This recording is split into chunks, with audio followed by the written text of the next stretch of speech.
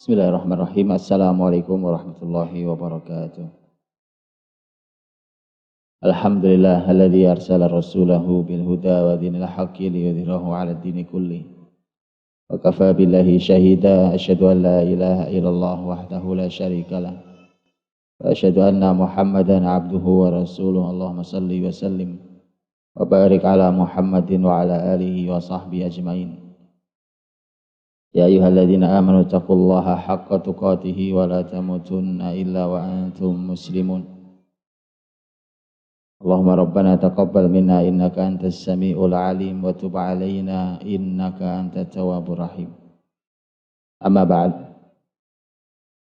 Para ibu yang dimuliakan Allah Subhanahu wa taala, kita sudah masuki hari yang kelima pembahasan tentang potret wanita di dalam Al-Quranul Karim, dan sudah beberapa potret wanita yang kita pelajari.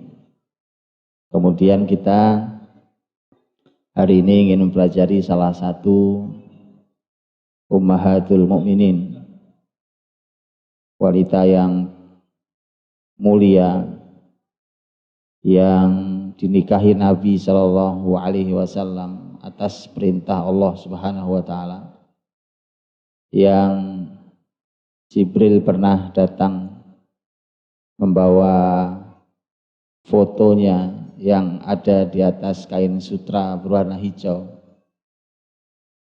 yang Rasulullah Shallallahu Alaihi Wasallam ketika ditanya oleh sahabat mulia Abdullah bin Amr bin As radhiyallahu anhuma, mana habun nasi ilaik, siapa orang yang paling kau cintai?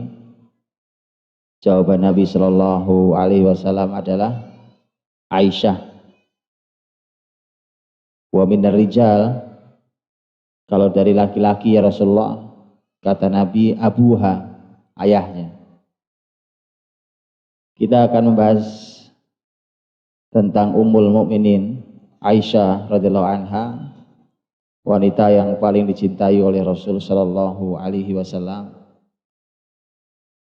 Dan kecintaan ini sesuatu yang sangat wajar karena memang begitu istimewanya Aisyah radhiyallahu anha di kehidupan Nabi dalam kiprahnya terhadap dakwah Nabi Shallallahu Alaihi Wasallam.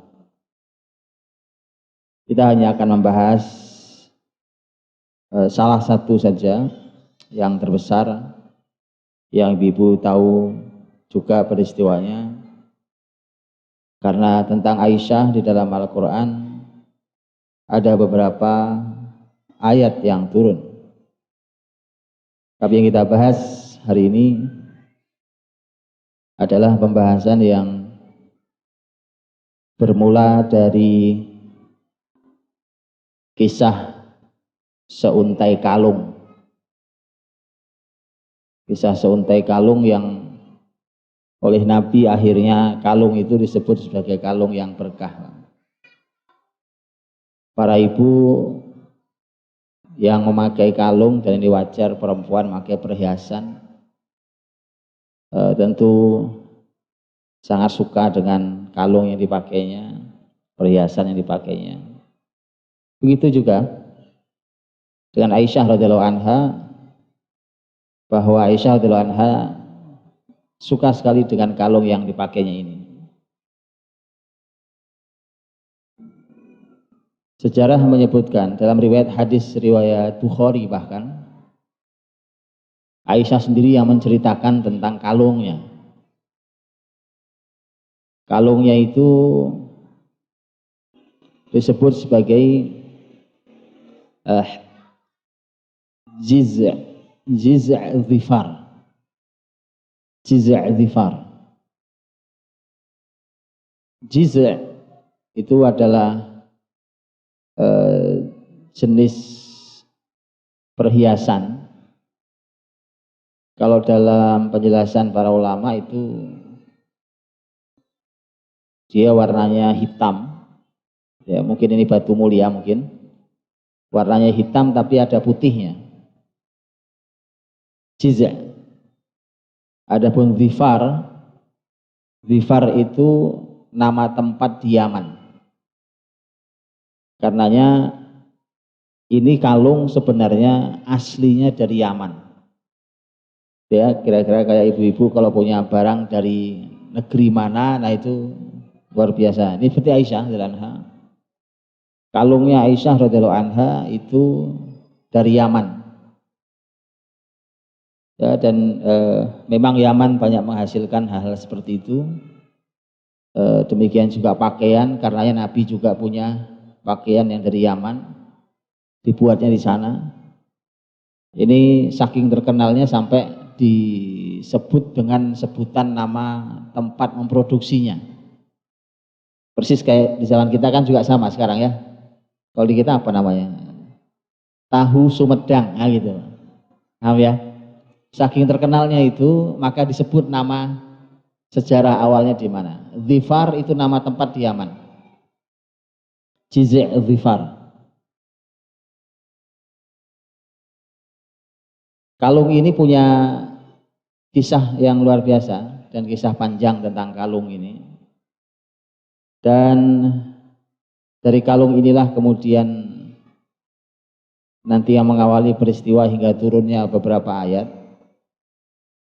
Kemudian juga kalung inilah yang kemudian tadi saya katakan akhirnya disebut oleh Nabi sebagai kok berkah kalungmu itu. Jadi kalau punya barang itu harus barokah. Kalau barokah itu dia manfaatnya luar biasa. Para ulama menyampaikan, dan ini akan kita bahas hari ini. Para ulama menyampaikan bahwa ada dua peristiwa yang berhubungan dua-duanya dengan kalung Aisyah radhiyallahu anha. Dua peristiwa itu terjadi di satu perjalanan yang sama. Nampaknya kalungnya Aisyah ini mulai rusak di pengaitnya. Jadi dia mulai rusak sehingga dia mudah copot, lepas ya. Jadi kalungnya begitu ini lepas ya.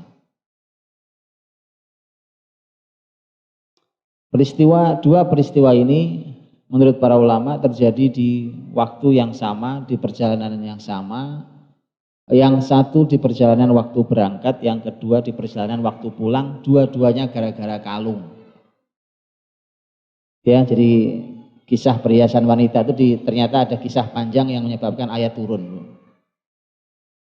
Ya, ayatnya dua-duanya ibu-ibu sudah hafal, sudah sering dengar kisah, nanti kita kisahkan. Yang pertama adalah keberangkatan ke masyarakat Bani Mustalik atau yang dikenal dengan Muraisiyah. Karenanya dikenal dengan Ghazwah Bani Mustalik atau Ghazwah Al-Muraisiyah. Perang Bani Mustalik dan perang Muraisiyah. Dan nanti Nabi Shallallahu Alaihi Wasallam menikahi putri kepala sukunya Bani Mustalik. Siapa? Begitu nanti Bani Mustalik kalah, kemudian ditawan, kemudian anak atau putri kepala suku yang masih sangat muda itu kemudian nanti dinikahi Nabi Shallallahu Alaihi Wasallam. Siapa itu? Ummul Mukminin siapa? Ada yang tahu? Ada yang tahu? Ini PR kedua. PR hari pertama saya nggak lupa, bukan saya lupa. Ibu-ibu jangan salah, saya nggak pernah lupa dengan PR saya. Baik, saya ingatkan ini karena saya masih punya kesempatan sekali lagi. Ya, dua sekarang PR-nya. Cari Ummul Mukminin yang gara-gara wanita itu kemudian masyarakat Bani Mustalik nanti masuk Islam. Taib. Di keberangkatan itu, kenapa Nabi berangkat ke Bani Mustalik? Silakan dibaca di Sirah Nabawiyah. Di keberangkatan itu Kemudian saat itu sudah malam. Kemudian Aisyah nyari kalungnya, dipegang-pegang kok kalungnya nggak ada. Baik, nggak ada kalungnya, dicarilah oleh Aisyah radhiyallahu anha. Namanya nyari malam-malam, kan? Nyari malam-malam susah nyarinya. Lampu nggak ada, namanya padang pasir. Maka Aisyah melaporkan ke Nabi tentang kalung yang hilang. Ini lihat Bu, ini ibu-ibu ini mama begini ya. Itu lagi tugas mau jihad loh. Urusan kalung bisa menghentikan pasukan. Apa enggak luar biasa itu Rasul? Yang luar biasa memang yang Rasul SAW, ya kan? Tapi memang ini barokah nih. Karena kalungnya hilang, ya kan? Kata Nabi pasukan berhenti semua, gara-gara kalung. Kalung berhenti semua pasukan. Pasukan yang lain nggak sabar, Pak. Kenapa kita berhenti di sini? Karena tempat ini tempat yang tidak ada air. Sementara kita sedang butuh air. Kalau berhenti jangan di sini. Orang mulai pada protes. Begitu mereka tahu bahwa penyebabnya kalung yang hilang. Baik, orang tambah protes. Ada-ada aja gara-gara kalung hilang, ya kan? Ngosok pasukan besar mau jihad loh, Pak. Urusan kalung aja jadi masalah, gitu, ya kan? Subhanallah. Memang para suami seperti saya ini harus belajar sama Rasul, Pak. Lihat, subhanallah, itu Rasul ya santai banget ya Allah, ya kan? Rasul itu malah kalau sudah malam, Rasul itu bukannya menenangkan masyarakat yang lagi ngapain berhenti di sini, kan nggak ada air, kita butuh air nih, coba air mana sekarang. Rasul bukannya menyelesaikan masalah itu, malah tidur di pangkuan Aisyah. Dahsyat, ini luar biasa. Itu makanya luar biasa ya, keluarga betul buat Nabi orang terbaik. Tidur di pangkuan Aisyah, tidur, benar-benar tidur betulan tidur. Pernah suami ibu tidur di pangkuan sampai tidur beneran? Tanya sama Aisyah radhiyallahu anha. Tidur, Pak. Karena Abu Bakar ayahnya ada di peristiwa itu. Abu Bakar diprotes oleh orang-orang lain. Kan putrinya. Anggaplah sahabat tidak berani protes ke Rasul, tapi protes ke bapaknya. Itu Aisyah itu masa berhenti di sini, kalung nih masalahnya, semua kalung aja. Gara-gara kalung masa pasukan berhenti di tempat yang tidak tepat. Ya. Akhirnya Abu Bakar menemui Aisyah. Aisyah ternyata lagi memangku Nabi yang sedang tidur. Kemudian Abu Bakar memarahi Aisyah. Dimarahi itu Aisyah. Memarahi Aisyah itu bahkan dalam riwayat itu detail banget. Bapak Ibu kalau baca detail sekali. Sampai oleh Abu Bakar itu Aisyah itu ditusuk di bagian belakangnya oleh Abu Bakar dengan tangannya. Gara-gara kamu nih pasukan berhenti di sini. Masuk kalung aja jadi dimarahi Abu Bakar. Bahasanya Aisyah, fa'atabani Abu Bakar. Jadi saya dimarahi Abu Bakar oleh ayah saya, dimarahi saya gara-gara kalung. Dan itu kalung kok ya nggak ketemu-ketemu, nggak tahu ngilang kemana dia. Akhirnya karena Rasul juga tidak bergeming, itu Nabi tidur aja. Kalau nggak ketemu kita cari besok, karena memang gelap, cari besok. Maka akhirnya sampailah waktu di esok pagi. Begitu esok pagi, mulai repot. Kenapa? Karena muslimin harus sholat subuh. Air tidak ada. Air tidak ada. Benar kan kita dalam masalah sekarang? Gara-gara berhenti di tempat yang tidak tepat. Buat pasukan sih tidak tepat, buat Aisyah tepat, Bu. Ya kan? Tepat karena di sini kalung saya hilang ya kan. Mau pasukan berhenti gak tepat gak urusan ya kan. Itu wanita, Bu. Paham Ibu sekarang? Itulah, ya. Masya Allah itu. Karena tidak ada air, ternyata Nabi Shallallahu Alaihi Wasallam mendapatkan wahyu dari Allah untuk tayamum. Jadi syariat tayamum itu penyebabnya kalung. Oh ya? Tapi dapat syariat tayamum, turunlah ayat tayamum. Ayat tayamum turun. Begitu turun Nabi ajarkan kepada para sahabat, mereka pagi itu tayamum, kemudian mereka sholat. Begitu ayat turun tentang tayamum itu, kemudian para sahabat baru menyadari bahwa selalu baik keluarganya Abu Bakar itu. Selalu barokah keluarganya Abu Bakar itu apapun yang mereka lakukan. Ya. Karenanya seorang sahabat mulia Madinah, Usaid bin Hudayr radhiyallahu anhu, Usaid berkata pada Aisyah, ini bukan kali pertama keberkahan kalian wahai keluarga Abu Bakar.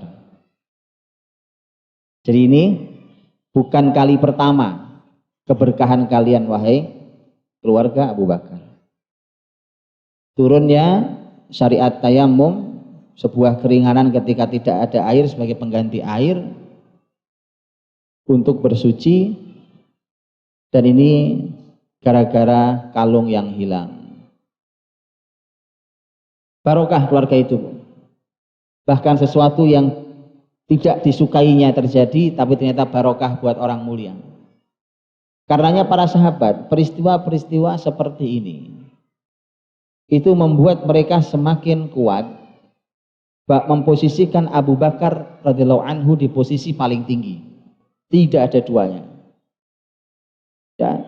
Dan ini banyak di peristiwa para sahabat Nabi SAW. Jadi ini memang keluarga mulia. Ayahnya As-Siddiq, putrinya As-Siddiqah, ayah dan anak yang istimewa. Putrinya wanita yang paling dicintai Nabi, ayahnya laki-laki yang paling dicintai Nabi. Keluarga luar biasa. Ini keluarga barokahnya luar biasa. Baik, sudah selesai tayamum, kalung nggak ketemu juga. Entah kemana tuh hilang kalung. Akhirnya diputuskan, karena nggak mungkin bertahan di situ. Kalung sudah ditunggu semalaman nggak nongol dia. Sudah. Berangkat pasukan. Pasukan mau berangkat. Onta berdiri, ternyata kalungnya ketindihan onta. Haula quwwata illa billah. Itu onta juga nggak ngomong itu onta tuh. Orang satu pasukan nyari kalung kan. Jadi ya sudah. Lihat Allah ketika menginginkan sebuah takdir. Qada dan takdir Allah. Kalau Allah sudah putuskan pasti terjadi. Selalu ada cara, betul kan? Karena Allah ingin menurunkan ayat tayamum, Allah hentikan di situ dengan satu sebab saja, kalung yang hilang. Begitu kehidupan kita. Begitu perjalanan hidup kita. Kadang kita berhenti karena sesuatu yang kita tidak suka. Kenapa berhenti di sini? Tapi orang beriman terbiasa mengambil hikmah dan ridho dengan keputusan Allah. Maka Anda harus yakin dan cobalah cari, ini mesti ada barokah di balik ini. Menghentikan langkah loh. Membuat protes banyak orang loh, ya kan? Kadang-kadang begitu kan? Membuat protes banyak orang. Baik. Bibi rahmati Allah. Peristiwa kalung itu terulang lagi waktu pulang. Namanya kalungnya udah memang rusak itunya. Ya, waktu pulang copot lagi, lepas lagi, hilang lagi. Kalung barokah betul ini, kan? Ya, Masya Allah. Sebelum kalung hilang yang kedua, begitu turun ayat tayamum, Abu Bakar yang ini ayah yang fair, Bu. Ini ayah fair nih. Tolong jadi orang tua yang fair. Saya belajar, Bapak Ibu semua belajar. Jadi orang tua yang fair. Kan semalam Aisyah dimarahi bukan? Ternyata semua orang memujinya. Tinggal bapaknya nih. Tinggal Abu Bakar. Apa yang dilakukan oleh Abu Bakar? Ada yang tahu? Kan semua orang oh Allah, ayat tayamum turun, ya kan? Barokah betul. Peristiwa gara-gara kalung hilang. Keluarga Abu Bakar. Dan ini bukan kali pertama betapa barokahnya keluarga wahai Abu Bakar radhiyallahu anhu. Cuma masalahnya semalam sudah dimarahi sama bapaknya. Terus kalau habis marah terus gimana? Ternyata barokah ujungnya. Apa yang dilakukan Abu Bakar? Ada yang tahu? Abu Bakar mengatakan, datang ke Aisyah dan berkata, aku tidak tahu, ternyata engkau adalah putri yang penuh keberkahan. Begitu. Aku tidak tahu, ternyata engkau adalah putri yang penuh keberkahan. Jadi orang tua yang fair. Diakui. Jangan kalau anak terus kita salah nggak ngaku-ngaku aja. Kayak Abu Bakar nih. Semalam dimarahi karena memang taunya memang salah. Masuk gara-gara kalung berhenti. Dan Rasul sebagai suami kan diposisikan, bayangan sahabat diposisikan posisi sulit, ya kan? Ini istri yang dicintainya, ini pasukannya. Kadang-kadang suami seorang pemimpin itu gitu, ada di posisi sulit kadang-kadang. Ya kan? Ini istrinya, ini pasukannya. Akhirnya Abu Bakar mengatakan kalimat mulia tadi itu. Baik. Waktu pulang kalungnya hilang lagi. Masya Allah, kalung ini memang luar biasa.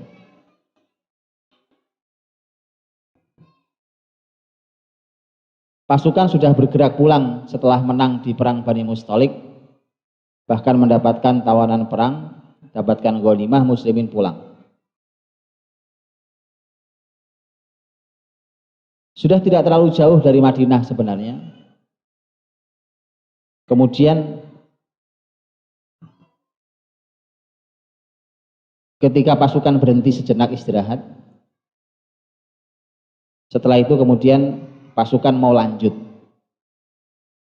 Ibu-ibu perlu tahu bahwa para wanita itu naiknya onta. Tapi kalau wanita dibuatkan haudaj di atas onta. Haudaj itu tandu tapi ditutup rapat supaya tidak terlihat oleh siapapun. Apalagi saat itu ayat hijab sudah turun. Haudaj ditutup. Dan satu lagi, Aisyah yang sendiri yang mengatakan, kami saat itu para wanita makannya sedikit banget. Sedikit makannya. Sehingga badannya masih kecil-kecil. Badannya masih kecil-kecil.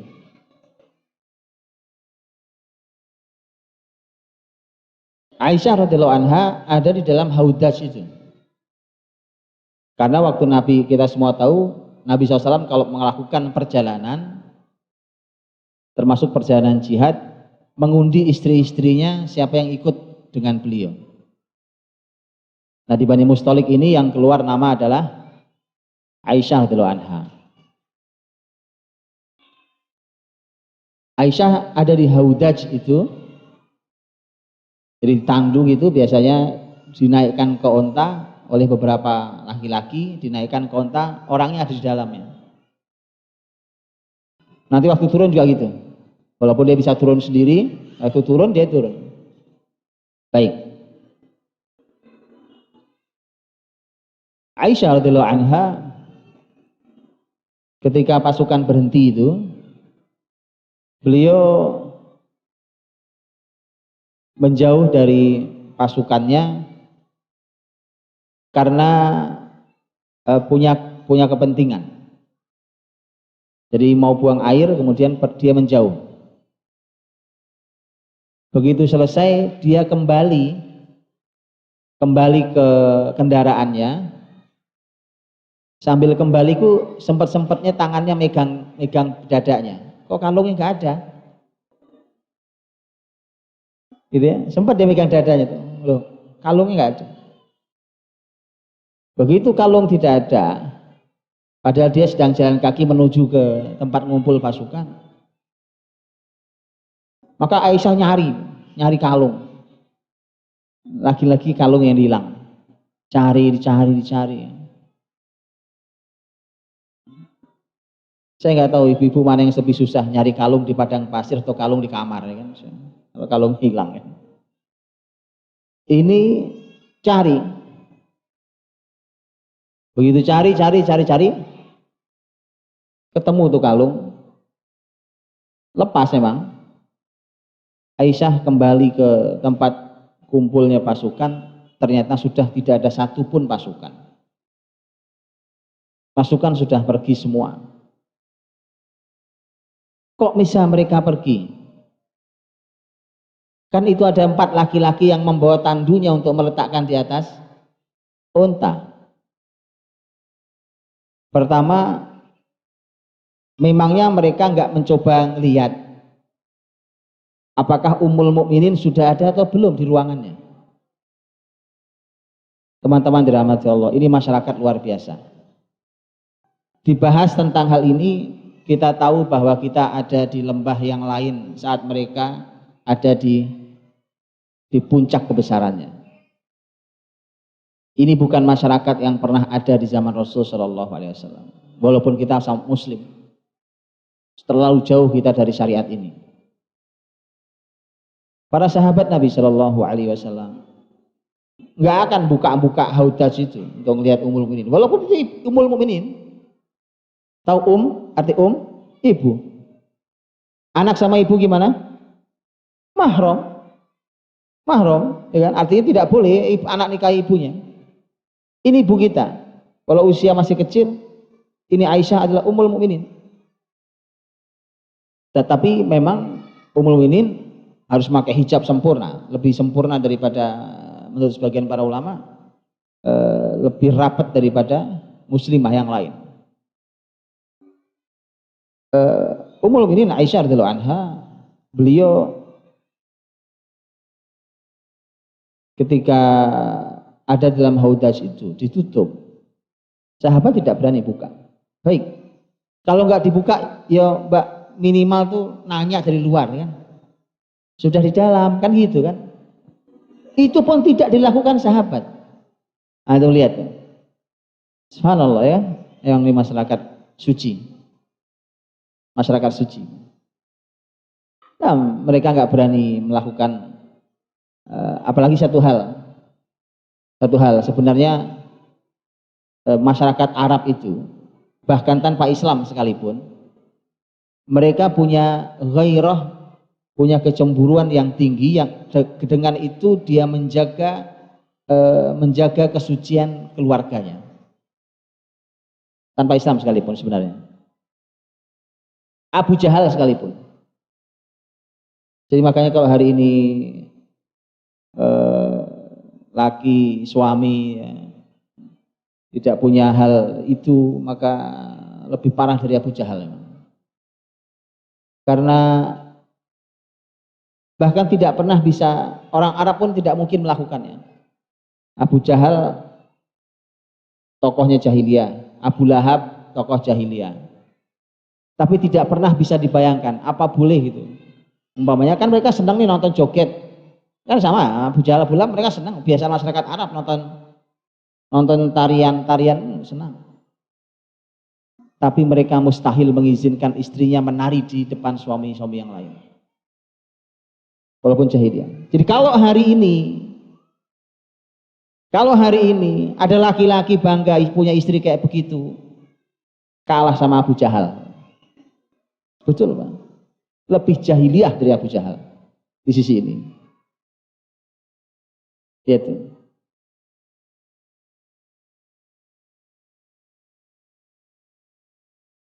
Sahabat juga tidak nanya apakah di dalam Ummul Mukminin sudah ada atau belum. Sudah, pokoknya diangkat aja. Pertanyaan ketiga begini, lo memangnya nggak kerasa berat nggak beratnya? Ada orangnya masa nggak perasa? Tadi Aisyah sudah katakan, kami ini di masa itu makannya masih sedikit sekali. Jadi kurus, nyaris tidak ada bedanya. Haudaj kosong dengan haudaj ada isinya. Ibu bisa bayangkan lah kira-kira seberapa kurusnya, ya kan, kebayang lah ya. Haudaj yang ada isi dengan yang tidak ada isi gak ada bedanya. Udah naikin aja, mereka yakin Ummul Mukminin sudah ada di dalam. Sudah berangkat pasukan ditinggal, ternyata Ummul Mukminin tidak ada, belum ada di dalam haudaj. Sudah Aisyah yang datang, sudah sepi, hari sudah menjelang malam. Aku bisa bayangkan itu, sendiri di padang pasir, hari mulai gelap. Akhirnya Aisyah menutupi dirinya, kemudian duduk. Dia yakin pasukan nanti kalau kehilangan saya akan kembali. Ternyata nggak kembali, karena memang nggak tahu. Kenapa? Sampai di Madinah sekalipun, tugas kaum laki-laki cuma menurunkan haudaj di depan kamar Aisyah itu. Makam Nabi yang sekarang, habis turunkan, sudah ditinggal sama mereka. Nanti juga keluar sendiri kan? Subhanallah. Makanya nggak ada yang kehilangan, nggak ada yang kehilangan. Pasukannya nggak balik. Aisyah salah analisa, sambil ketakutan juga di padang pasir sendiri, ya sudahlah, nanti juga kembali pasukannya. Disitulah kemudian bertemu dengan orang baik yang ditugasi oleh Nabi Shallallahu Alaihi Wasallam di pasukan paling belakang, yaitu sahabat mulia Sofwan bin Mu'attil As-Sulami. Sofwan memang ditugasi Nabi untuk sapu bersih bagian belakang. Kalau pasukan sudah bergerak, dia tugas di bagian paling belakang. Tugas ngecek semuanya. Ini orang mulia, orang baik. Dan Nabi sendiri yang mengatakan beliau orang baik. Saya tidak melihat dia kecuali orang baik. Kalimat Rasulullah. Karena tugasnya memang sapu bersih, begitu dia lihat, nah ada seseorang kerubutan, malam-malam, ini ada orang.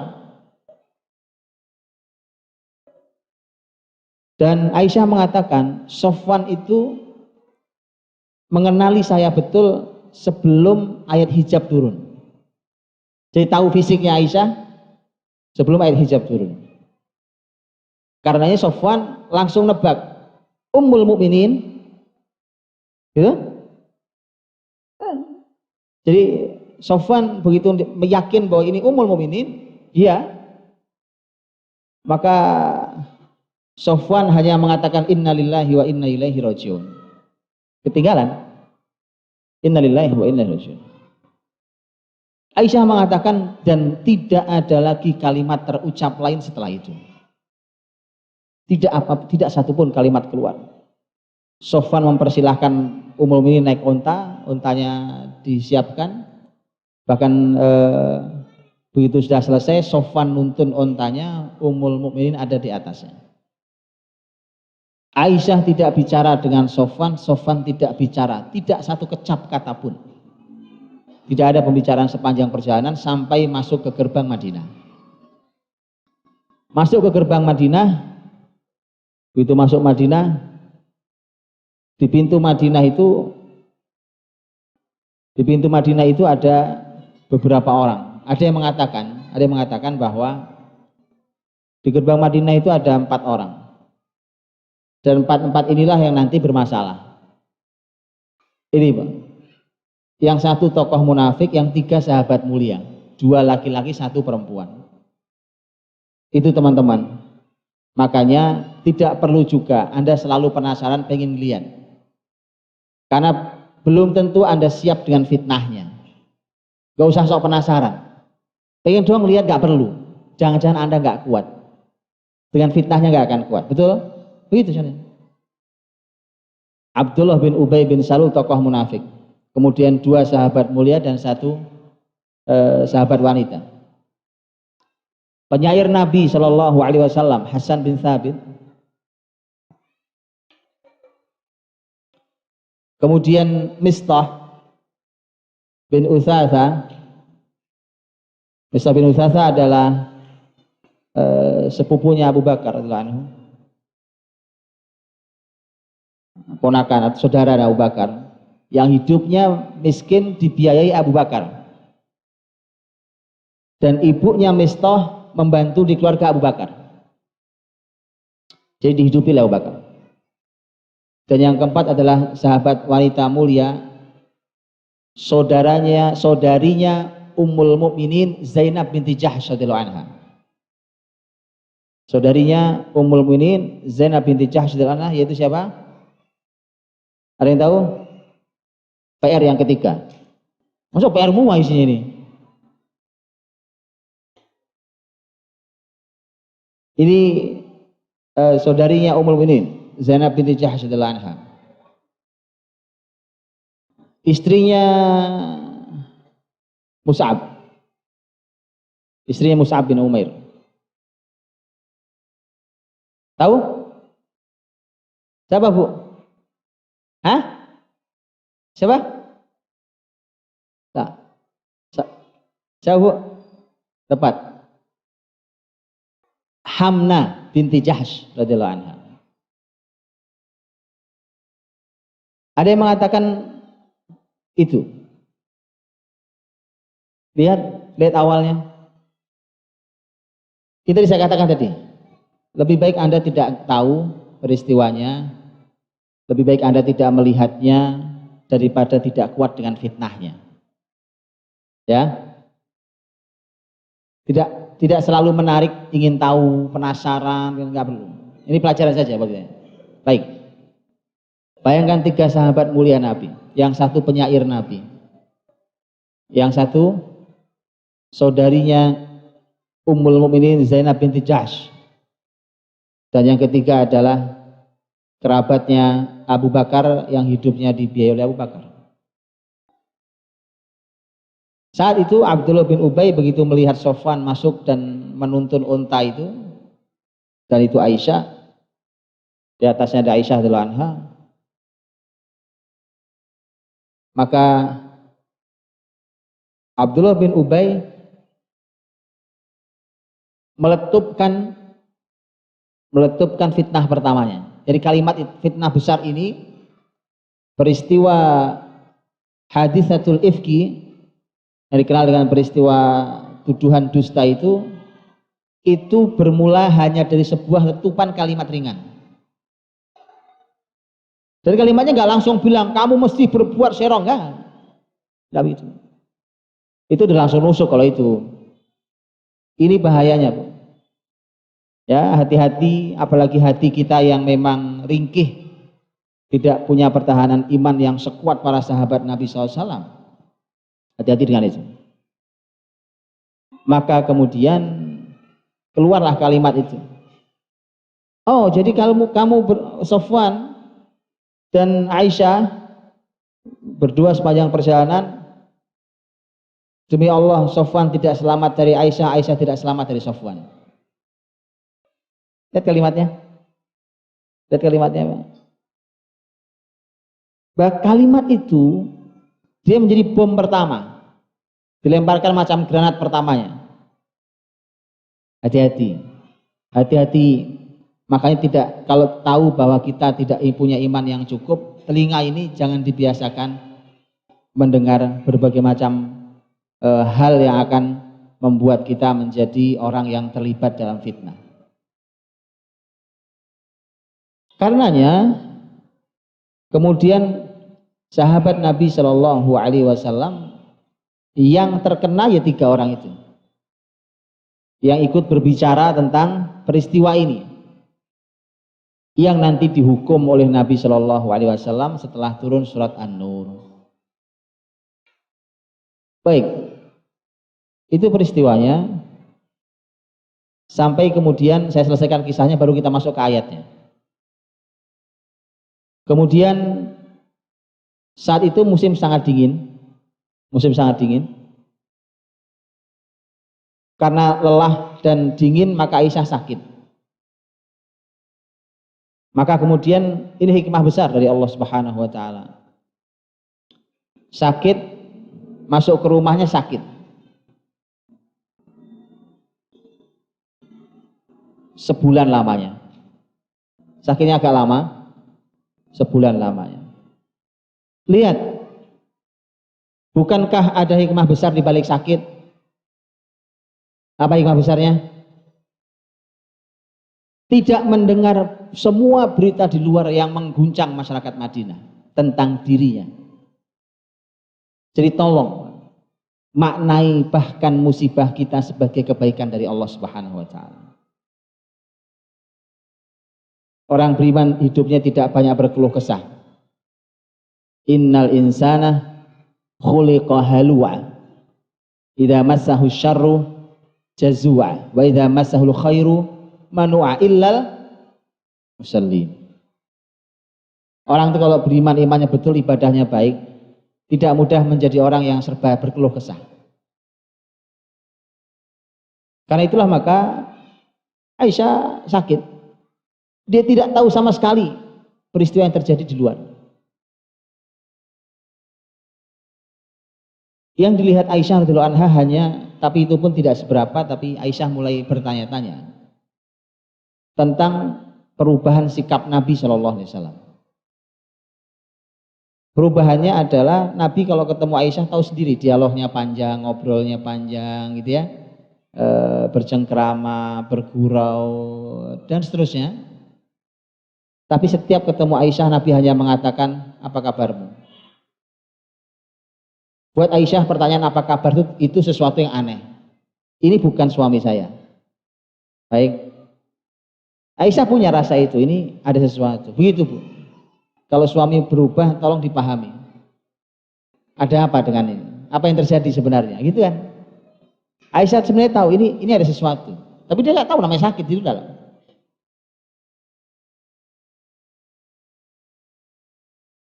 Hingga nanti Aisyah radhiyallahu anha beliau minta pulang dirawat di rumah orang tuanya, di rumah Abu Bakar radhiyallahu anhu, dan ibunya Aisyah yang ibu istimewa yang mendampingi putrinya saat sedang dalam masalah terberat dalam hidupnya. Ibu yang luar biasa. Silahkan pelajari ibu yang luar biasa ini. Bidadari surga sudah sejak ada di dunia ini disebut Nabi sebagai ini bidadari surga. Ruman pulang ke rumah orang tuanya diizinkan Nabi, silahkan diizinkan Nabi SAW. Disebut ada yang mengatakan karena nanti sebelumnya itu ada peristiwa yang cukup mengguncang, sebenarnya mengawali Aisyah tahu bahwa dia dibicarakan di luar, ya sampai nanti Aisyah perlu orang tuanya, maksud saya. Jadi bukan hanya dirawat, tapi beliau perlu orang tuanya karena dia sudah mendengarnya. Dan peristiwa mendengar bagaimana Aisyah pertama mendengar justru dari ibunya Mistah, Ummu Mistah, ibunya Mistah yang ikut sahabat Nabi yang mulia yang ikut menyebarkan berita. Karena malam itu Aisyah yang sakit itu beliau perlu untuk urusan belakang, perlu ke belakang, tapi zaman dulu tentu kamar mandi tidak di samping rumah dekat sebelum dibuat, nanti dibuat dekat dari rumahnya. Kanaf itu nanti akan dibuat, kamar mandi itu akan dibuat dekat rumah, tapi sebelum itu dibuat, saat itu belum dibuat, itu perginya menjauh. Karena malam perempuan sendiri ditemani, yang menemani Ummu Mistah.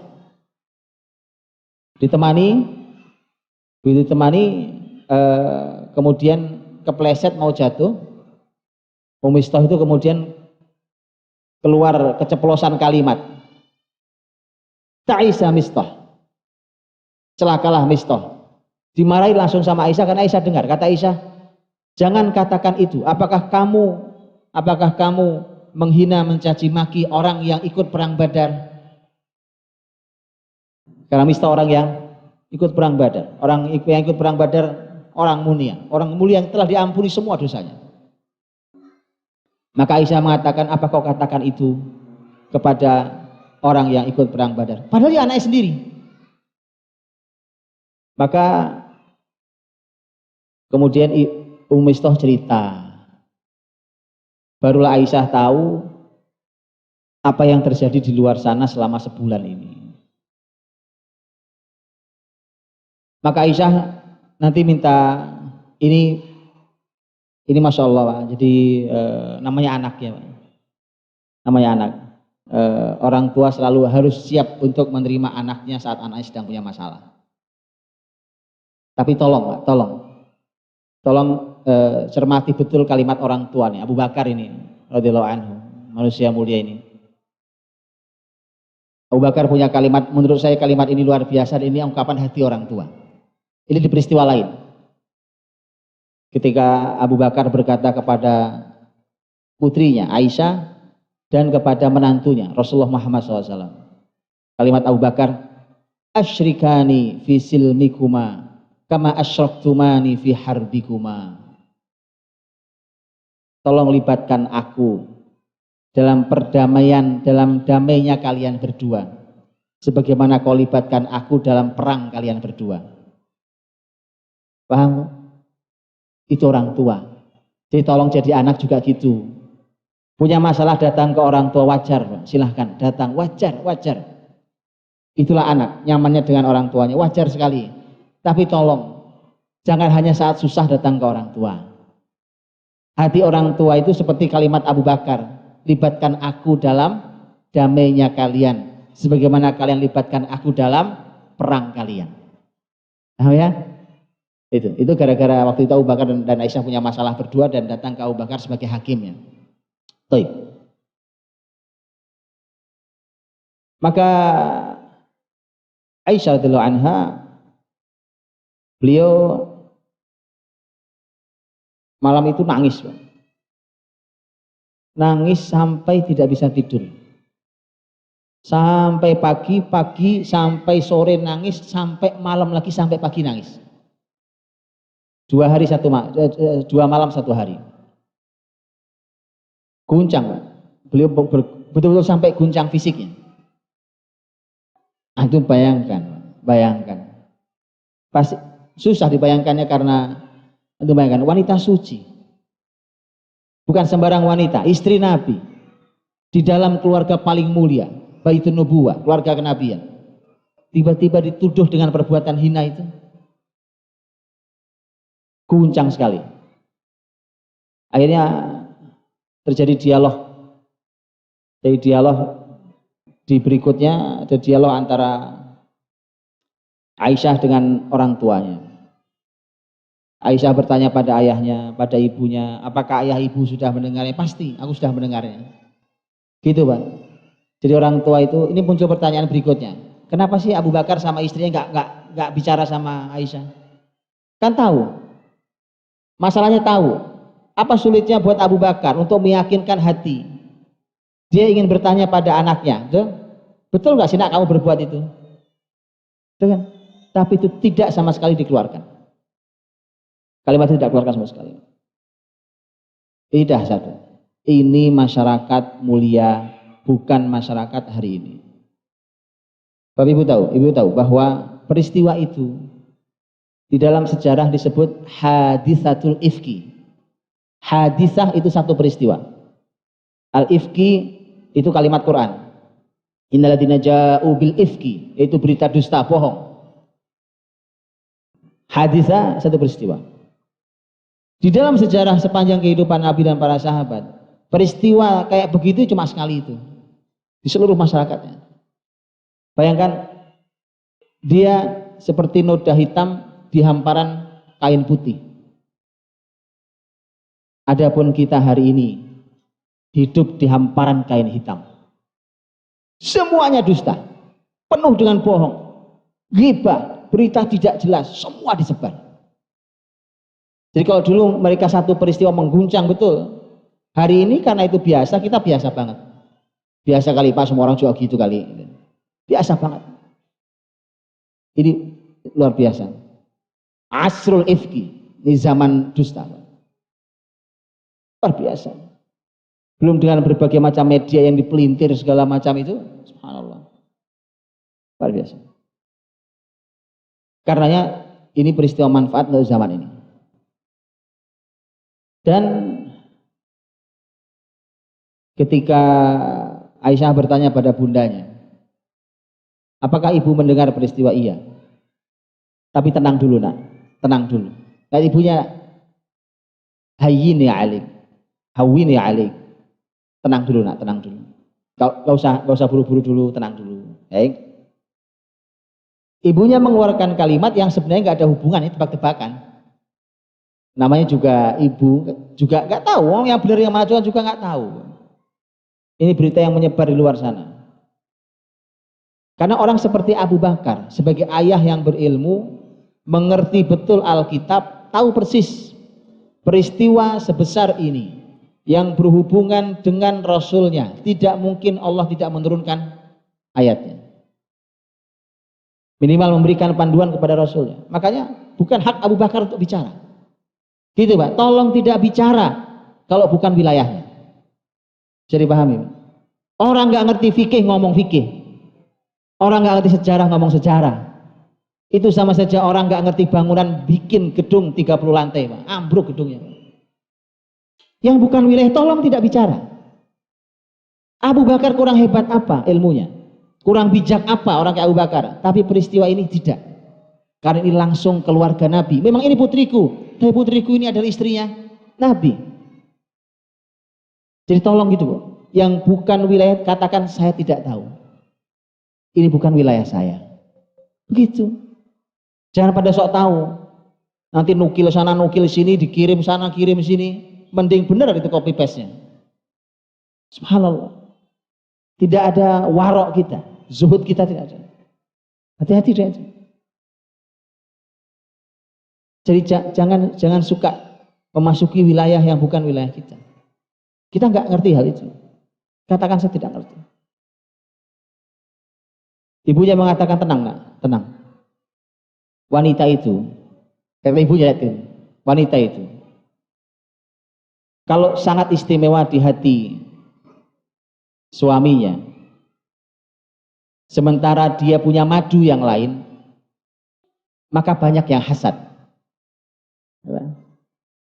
Namanya kalimat ibu ya kan Pak. Pokoknya intinya cuma ingin menenangkan saja. Tenang, tenang. Tidak tahu sumbernya, masalah semua nggak tahu. Ini dari mana sumber semua ini. Semua tenang dulu, tenang. Dan datanglah Rasul Shallallahu Alaihi Wasallam. Rasul datang. Kemudian begitu Rasul datang. Kemudian Rasul membuka kalimatnya sangat resmi. Sangat resmi buka ya Pak. Nggak ngobrol seperti seorang suami. Sangat resmi. Nabi mengucap hamdalah kayak orang mau ceramah. Kemudian Nabi mengatakan, Aisyah, katakan, kalau memang kau tidak bersalah, pasti Allah akan melepaskanmu dari kesalahan ini. Dari tuduhan, maaf, dari tuduhan ini. Kalau kau tidak bersalah, pasti akan Allah lepaskan dari tuduhan ini. Tapi kalau kamu bersalah, maka mengakulah, karena sesungguhnya Allah Maha menerima taubat seorang hamba. Itu kira-kira Aisyah tambah senang apa tambah? Ya Allah, suamiku gini juga ya kan, Masya Allah. Ya. Tapi memang ini memang beda. Ini didikan Abu Bakar sama ibunya yang luar biasa, putri yang satu ini. Ya kan? Wanita istimewa ini. Dan Nabi mau bicara apa? Nabi tidak punya data, Nabi tidak punya wahyu. Begitu Nabi saja kalau tidak mengerti, secerdas Nabi pun gak bicara. Saya nggak tahu. Bahkan Nabi pernah akhirnya coba konsultasi. Nah, bukan aib. Tokoh sebesar Nabi konsultasi sama anak muda banget, Pak. Usamah bin Zaid. Usamah umur berapa? Rasul umur berapa? Nabi nanya ke Usamah, Usamah, menurutmu? Masya Allah, Usamah itu masih kecil sudah ditanya sama Rasul. Kan itu posisinya cucu, Pak. Kan bapaknya Usamah siapa? Zaid bin Haritha. Zaid anak angkat Nabi. Ini cucu ini posisinya. Ditanya sama Nabi, Usamah, menurutmu bagaimana menurutmu? Subhanallah. Itu orang beriman begitu. Enggak mesti kalau saya ini orang senior loh, mosok malu nanya sama bocah kemarin, enggak apa. Ini bukan sembarang bocah ya kan? Oh iya, anak belasan tahun loh Usamah. Karena Usamah itu Rasul wafat umurnya baru 18 tahun. Betul kan? Dan peristiwa yang terjadi pada tahun 6 Hijriah. Berapa umur Usamah? Allahu Akbar. Ini umur SD baru tamat. Berapa umur Rasul? Berapa umur Nabi saat itu? Ada yang tahu? Hah? Umur Nabi menjelang 60 tahun. Orang 60 tahun konsultasi sama anak umur 13 tahun. Antum pernah lihat? Ini Rasul yang mencontohkan. Usama, menurutmu apa nak? Subhanallah.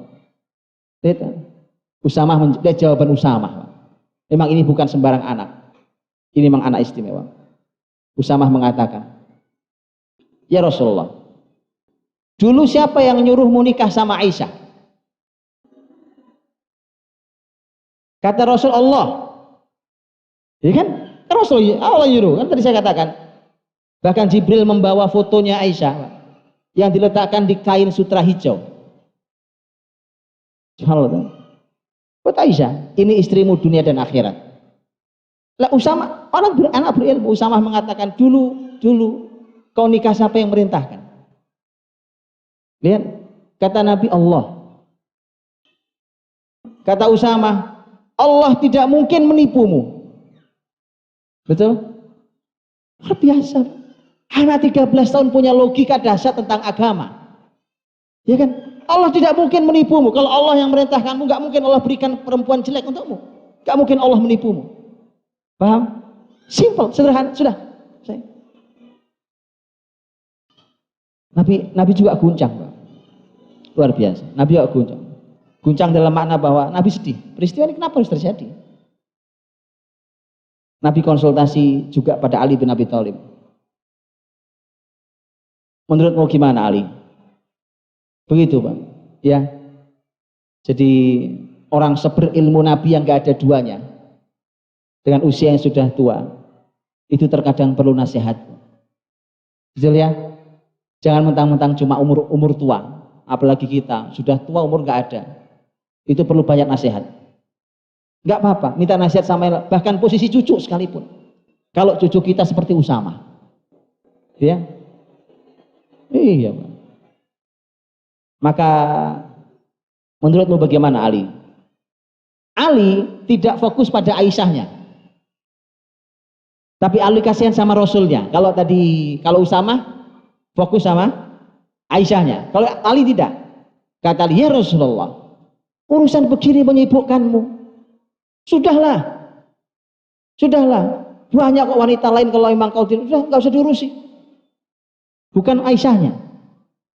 Ali tidak sedang bicara tentang Aisyah.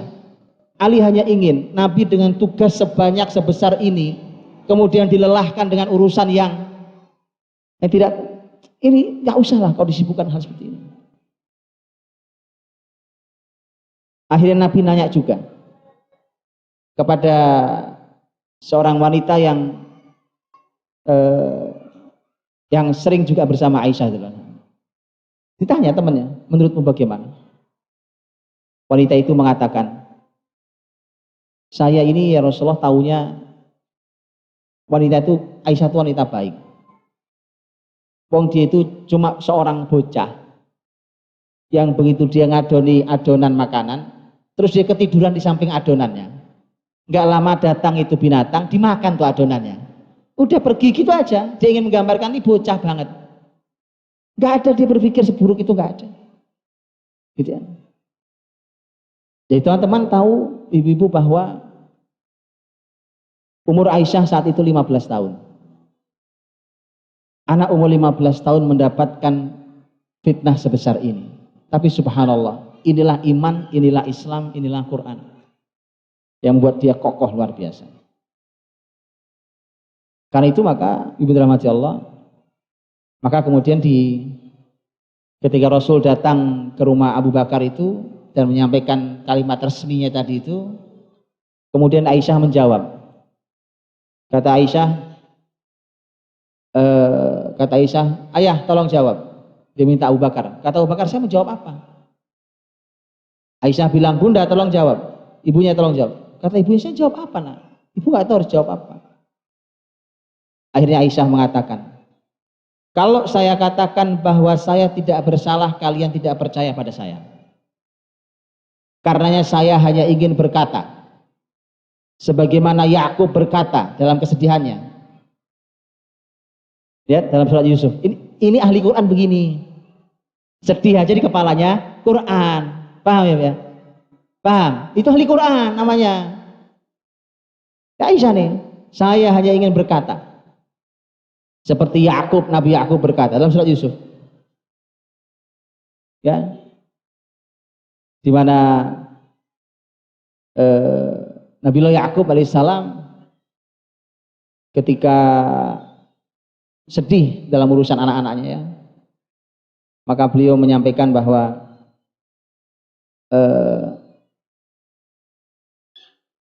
Maha suci Allah atas semua yang kalian sebutkan, semua yang kalian katakan ini, Masya Allah.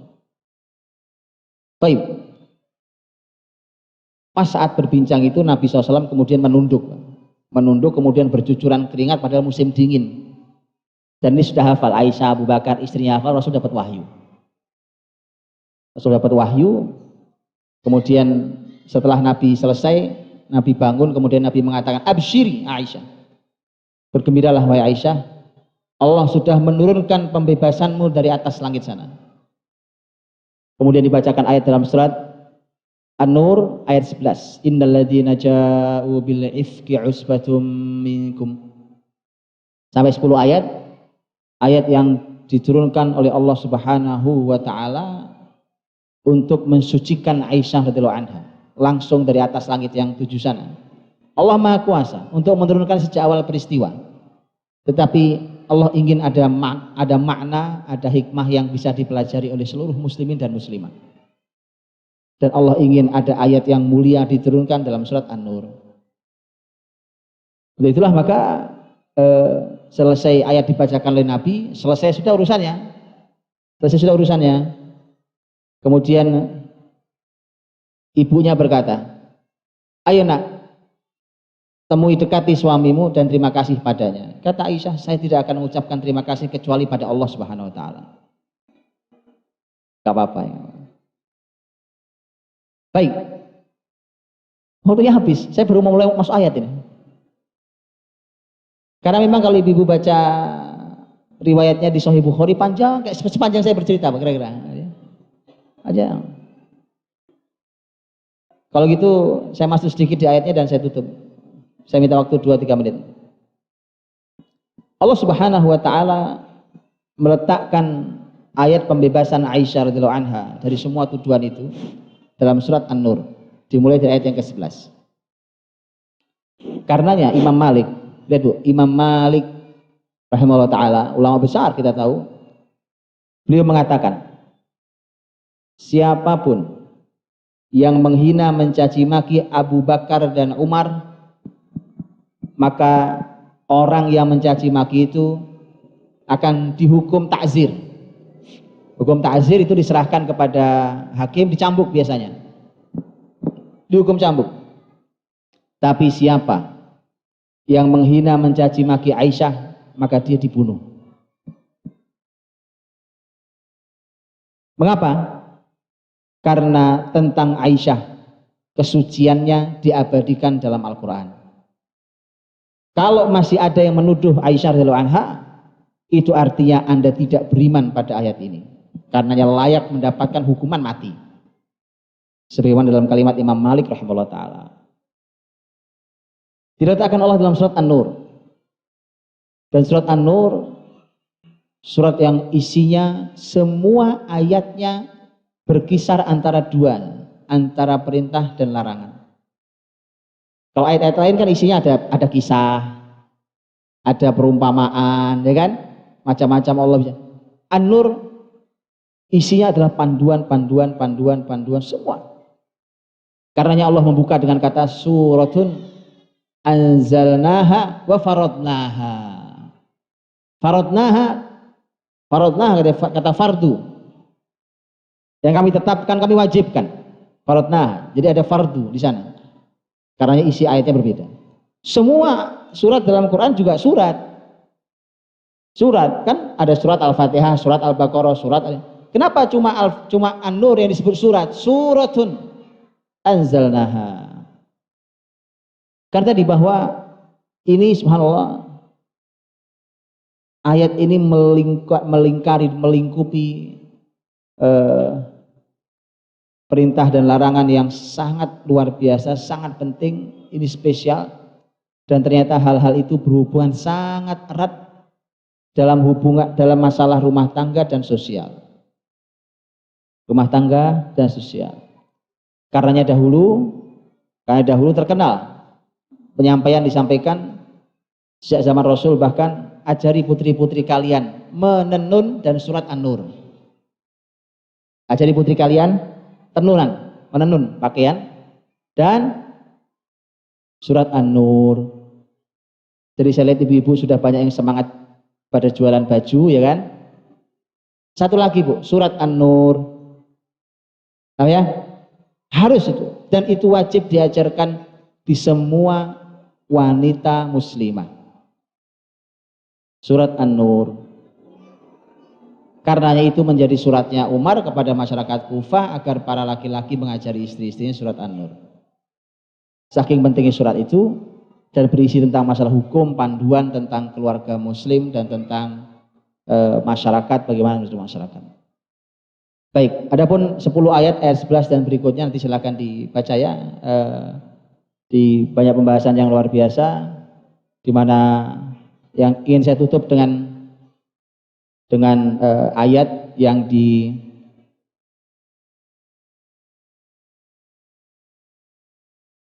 ayat yang ke 16.